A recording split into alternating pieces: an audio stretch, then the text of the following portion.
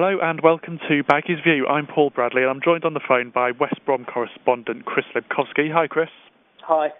Well, you were at the Hawthorns on Tuesday night for the draw against Wigan. Let's focus on the new player for West Brom, Carlos Vela. How did he get on? Yeah, I mean, Vela, it was a difficult match for him in many ways because he didn't have many training sessions. He was not sharp, up to sort of match sharpness, if you like. And it was a difficult game for him in respect of he was placed on the wing and Wigan's midfield were pressing higher, which sort of disjointed the midfield a little bit. And it was a strange game in so much that Albion dominated the first 20 minutes. Wigan had a very strong 40 minutes or so, and then Albion finished the game strongly, and it passed him by a little bit, really. To be expected on his debut, but, there should be more to come from him. Do you see him as a player who can bring in the goals that might mean West Brom get themselves out of this bit of trouble they're in at the moment? Well, there are a few glimpses that he's got a creative streak in him. A couple of times I sort of saw runs and passes that other players wouldn't necessarily see. It comes from being an intelligent footballer. Whether he can add goals remains to be seen. He's not got a great goal-scoring record. I suspect he's there to create more chances for others around him, particularly Peter Odemwingie, who can only benefit from him. Whether he's got the sort of fight and the physicality to cope in that Albion team, I don't know. That all remains to be seen. But, Arsene Wenger was very confident that he was going to the right club. So, it does bode well, but I think it's going to take him a couple of games to get up to speed and just get to grips with the players and where he is really and what he's going to be asked of him. Looking back on the January transfer window as well, Chris, the big player that West Brom really missed out on was John Carew. Do you see that as a crucial non-event, really?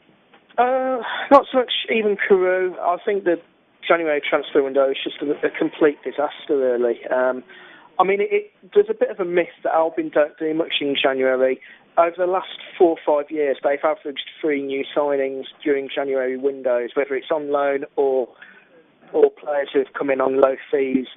This season, there just seems to have been no drive. They're crying out for a defender, and nothing was even close to happening.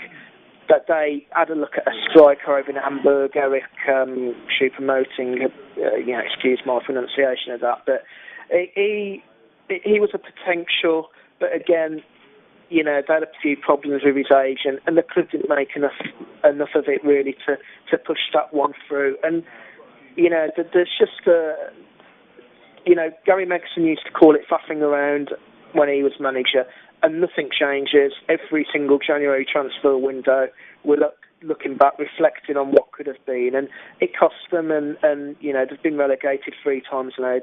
The way they're going, they're risking another relegation, and it's just not good enough, really. I'm surprised. I have to say, I'm surprised the fans don't make more of a fuss, really. They criticise managers, and, rightly so in many respects. They criticise players, again, rightly so. The chairman seems to get such an easy ride. It really does surprise me at times. Okay, well, let's look forward slightly now towards West Brom's upcoming fixtures. 2 really big games for them from now against Wolves and West Ham. What do you make of those 2 big games? Well, of course, they've got Man City away this weekend, which, although easy to write off, people will look at the Man United away game and the Arsenal away game. Albion won a crest of form at the time, and with the best will in the world, you can't see them replicating that at Eastlands this weekend. But West Ham and Wolves, as you rightly say, are the 2 games which I think supporters will be pinning their hopes on. Wolves more so because it's the very nature of being a local derby. I don't like to define seasons on individual games, but you have to say if Albion can win those 2 games, it puts more clearance between them and the 2 clubs that they'll have beaten. If they were to lose, then it really will be panic stations. I think the manager's going to come under massive. I think the manager's job will come under threat massively if it already isn't, which I suppose it will be, and it's going to be very difficult for them to turn it around. In many ways, they must not lose games, but really they need to win certainly one, if not both. Okay, Chris. Well, thanks for joining us again today. We'll be back again with more Baggies View next week.